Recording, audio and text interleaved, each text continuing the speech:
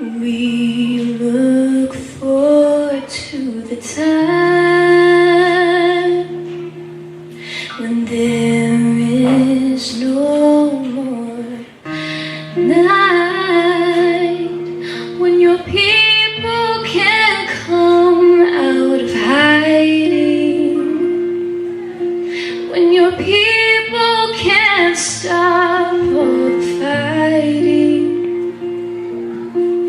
when peace is established across the nation, and we bow before you in adoration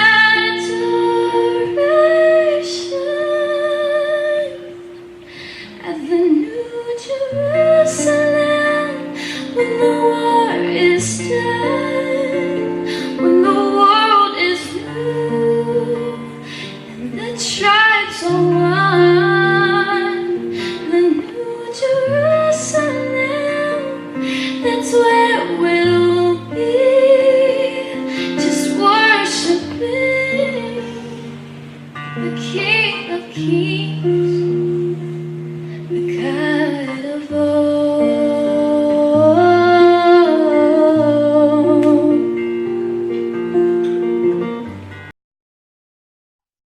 Shalom, all of you. Thank you for joining us today. This is our weekly Bible study that we're going to do every week. And we are continuing basically a little about the Parasha Vayera that we had from this last Shabbat, where God appeared. Okay, God appeared to Moses and also appeared in a certain way to Israelites and to the Pharaoh. So I'm Rabbi Harel Clint Fry, and I welcome you to this week's Bible study. I hope you enjoy it. It's pretty interesting this week, and it's called Finding God in Science. So last week we spoke about a midrashic analysis of one of God's names, and this week we want to talk about the midrashic analysis of another one of God's names. And this name is Shaddai. Okay, this week's parsha, we meet to the name Shaddai. Shin Dalet Yud. Some people pronounce it differently, but we pronounce it Shaddai. And the sages have an interesting interpretation of this name. They saw it as an acronym for the words Mi She Amar Leolam Dai. He who said to this world, enough. Pretty amazing how you can get that from all those letters. So, what does it mean to say to your world, enough? So I cannot profess to know exactly what this means personally, or exactly what it was that the sages meant when they said this, but I can tell you that the thoughts that their language inspires, and when we can hear that God said to his world, enough. So basically, there's a debate on God, science, the cosmos, and the universe, as many of you know. The sages lived long before theories of modern cosmology. But the declaration, he who said to his world, enough, really seems, in my mind anyway, to evoke some thoughts of things that scientists and astrophysicists say in our day and age about the very early universe. And as it turns out, the universe really did need to be reined in. Had God not said to the universe, enough, you and I probably wouldn't even be here today. So let me review with you some of where modern cosmology is at in understanding the very beginnings of what we call creation. So many say there was a cataclysmic explosion. Somethingness came from nothingness, otherwise called the Big Bang. So according to modern physicists or physics, time itself as well as space came into existence. You can't see what happened before the bang. There was no before. In this massive explosion, everything begins. What was there after the explosion? At first, all there were these subatomic particles racing out from the center. They weren't even any atoms yet, but over time, the super hot subatomic particles speeding out from that initial explosion cooled to a level that visible light first becomes apparent, and in a blaze of brilliance, light comes into the world. vaye or. So over time, the force of gravity begins to cause these subatomic particles to coalesce, draw near to each other until the first simplest atoms are formed, called hydrogen atoms. Now, hydrogen is the most plentiful element in the universe itself. It is a single electron orbiting around a single proton. And for a long time, that's all there is in the universe, these huge clouds of hydrogen. So slowly, gravity begins to draw the clouds closer together, and friction between the hydrogen atoms causes the hydrogen to heat up until the cloud becomes so dense and so hot that it ignites into a thermonuclear reaction. Now, the hydrogen burns and transforms itself into helium. We call these burning clouds of hydrogen stars. Now, for a long time, there was a universe with just stars in it. How did we get the rest of the universe? So it turns out that if a star is big enough, if it has enough mass towards the end of its life, as it nearly exhausts all of its hydrogen fuel, gravity begins to cause the star to implode in upon itself.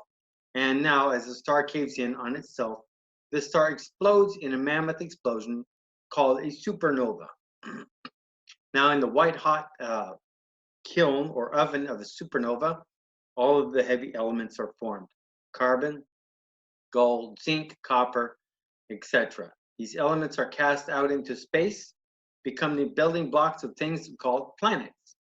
So before you know it, you have got a universe. So it all sounds fairly simple, right? I mean, you start off with the Big Bang, and pretty soon you've got stars, you've got planets. Not so difficult, is it? But here's the interesting thing. The Big Bang, as you'll recall, was an explosion. Now, typically, explosions are not terribly ordered things.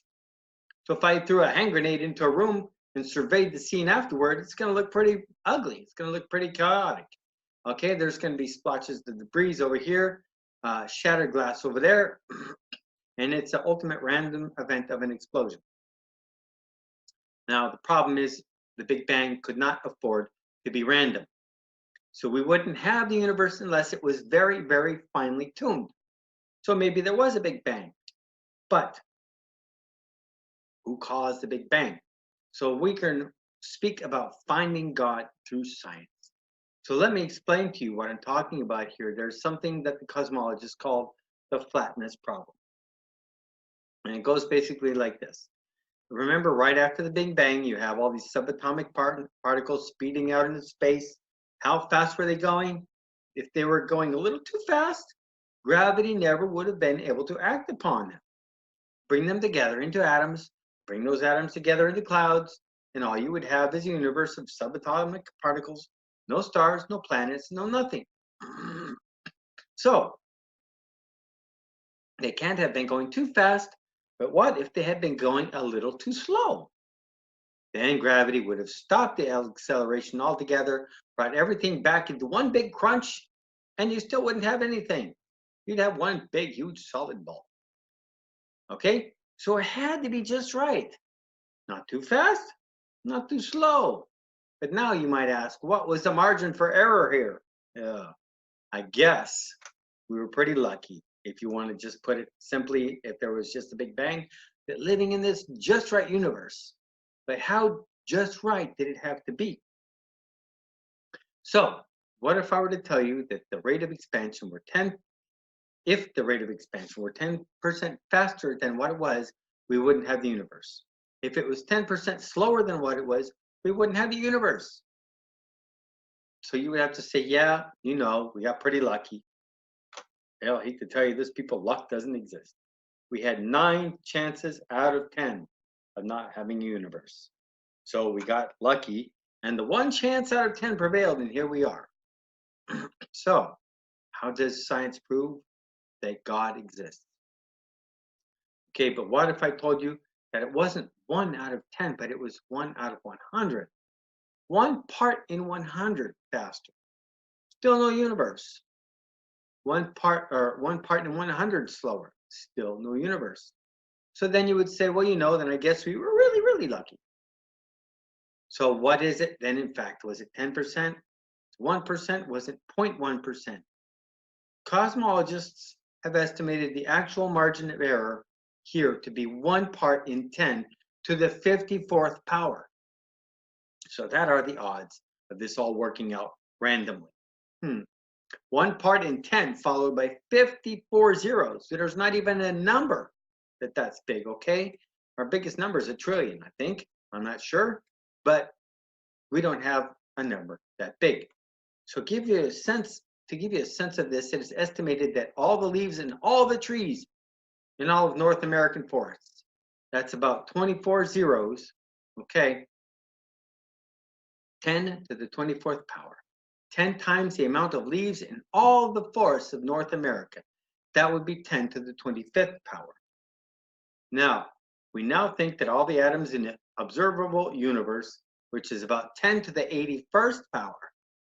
So somewhere between that, somewhere between all the leaves and all the trees of North America and all the atoms in the universe, 1 part in that haystack. That's the chance you have of having a universe with stars.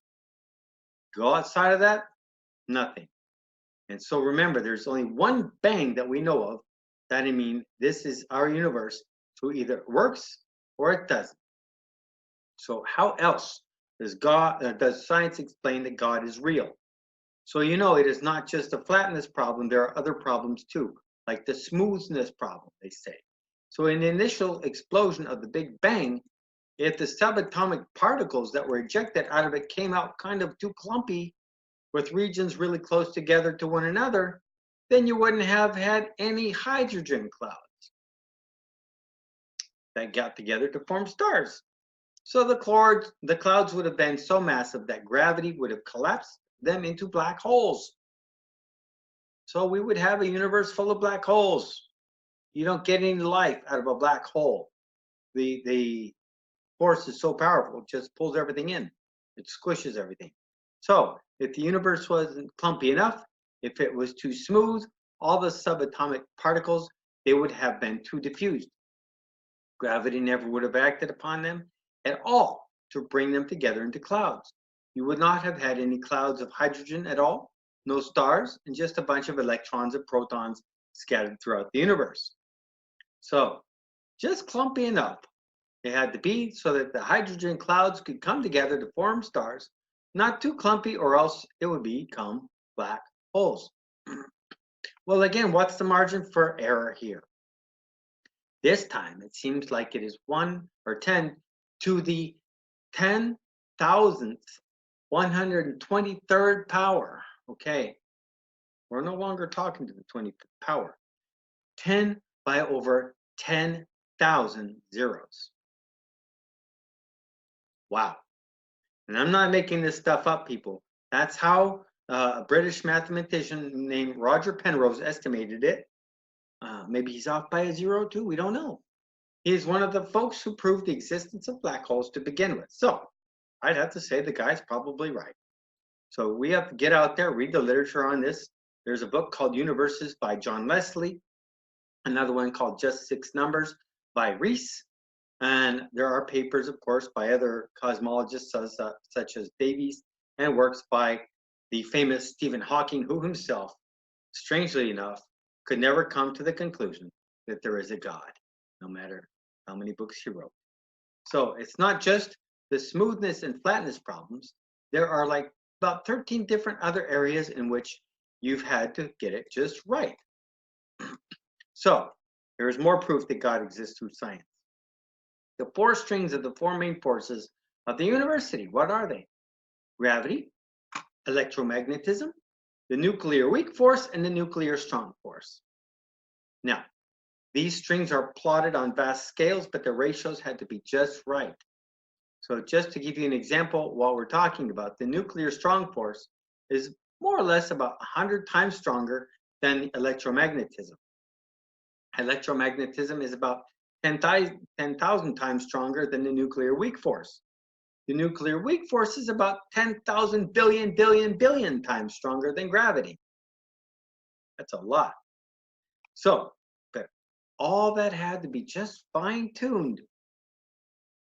If electromagnetism is a little bit stronger, then all the stars are red stars, too cold to ever become a supernova. if electromagnetism gets a little bit weaker, all the main sequence stars get to be very hot, and they're short-lived. They burn out quickly, and you wouldn't have any planets either. So when you add it all up, everybody, this exploding universe needed a very incredible dose of organization and order. All right. So we had the debate on God versus science, or can they coexist? Well, we all know that God created science, otherwise we wouldn't have it.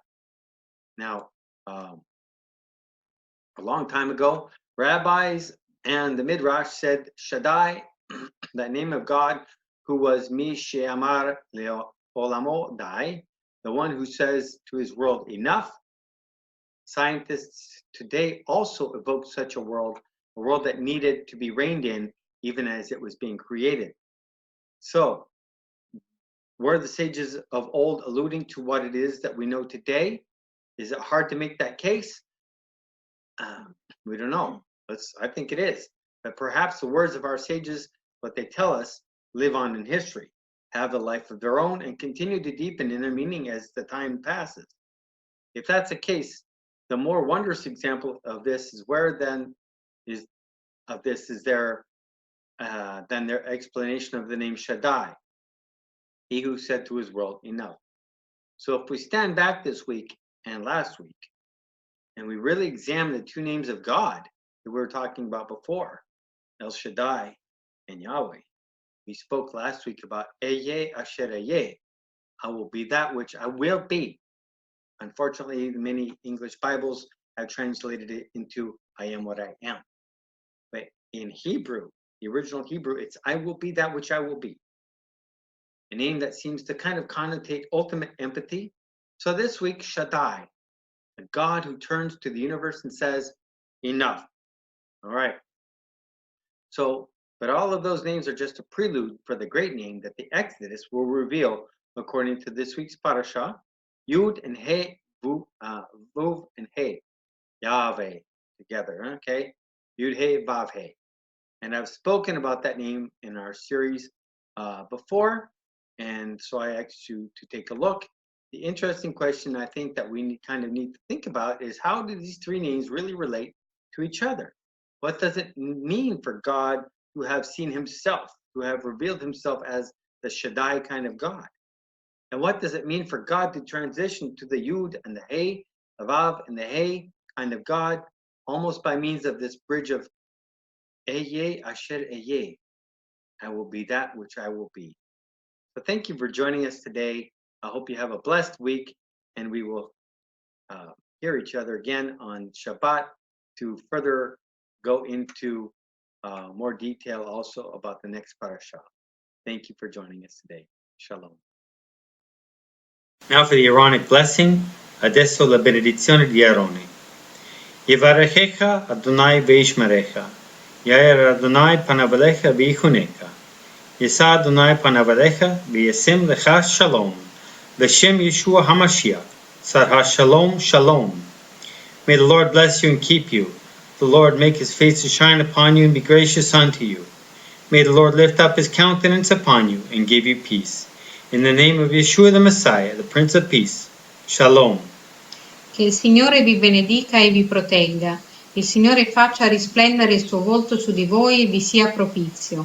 Che il Signore elevi il suo volto su di voi e vi dia la pace. In nome di Yeshua, Gesù, il Messia, il Principe della pace. Shalom.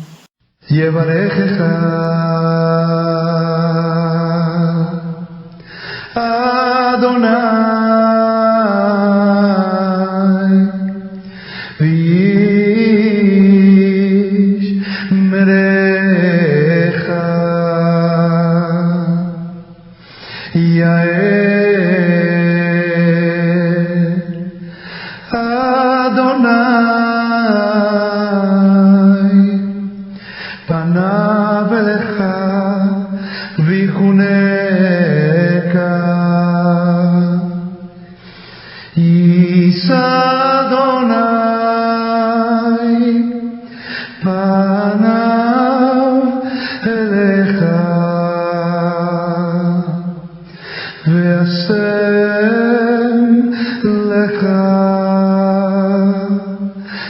lecha shalom.